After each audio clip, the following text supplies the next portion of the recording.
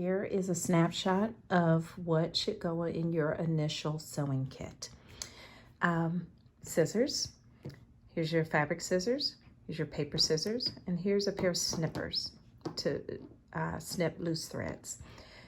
Always use your fabric scissors on fabric. Always use your paper scissors on paper. Your measuring tools.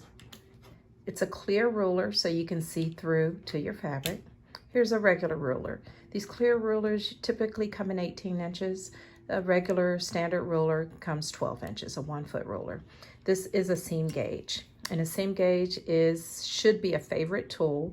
It helps you with accuracy. The gauge that slides up and down will help you be very accurate if you're measuring small spaces. One of my favorites. Here are marking tools. These two just happen to be invisible pins. They go away when either come in contact with heat or water.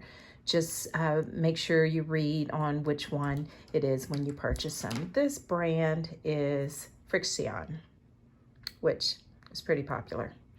And these are chalk marking pencils. You can get those. The thing about marking pencils and marking pens is it's all based on your fabric, so use whatever marking utensil works on that fabric. Here are your favorites. I buy them by the dozen. They are seam rippers and they stay really sharp. Here's a regular tape measure if you're measuring your body or long pieces of fabric.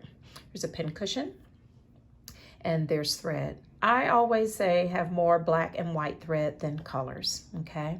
And then an iron because you always want to press your project. Hope this is helpful. Thank you.